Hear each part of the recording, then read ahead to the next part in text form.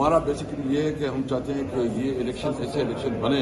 کہ سب کو قابل قبول ہو، پھر فری الیکشن ہو، سب کو ایکول اپرچونٹی ملے. جس طرح الیکشن ہوتے ہیں وہ آپ دے رہے ہیں کہ کوئی اس کو ایکسیپٹ نہیں کرتا، اور اس کی بنیادی وجہ یہ ہے کہ مطلب اس میں جو ہے نا جتنی ریگنگ اور جتنی دلنے سے ریگنگ ہوتی ہے نا تو اس کی کوئی کریڈیبلٹی نہیں دیتی. تو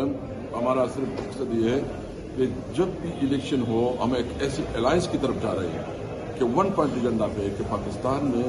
فری اینڈ فیئر الیکشن ہو، عوام کو یہ مینڈیٹ ہو کہ وہ اپنی نمائندگی چنے، اور کوئی کسی قسم کی اس الیکشن کے اندر جو ہے نا غیر ضروری انٹرفیئرنس نہ ہو. کل جو ماحول ہم نے ایوان میں دیکھا،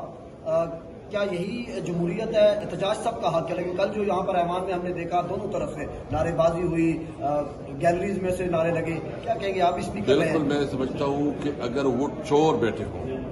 جس کے پاس مینڈیٹ نہ ہو، جو فارم 47 کی پیداوار ہو، ان کو مجھے کافی لوگوں نے کہا، یہاں بھی لوگ ڈسکس کر رہے تھے نا کہ رات کو ان کو پتا تھا کہ ہم شکست کھا چکے ہیں، صبح اس کو اطلاع ملی کہ آپ جیت چکے ہیں. آپ خود سمجھتے ہو، آپ بھی تھوڑا دیکھیں یہ کس طرح ہوگا کہ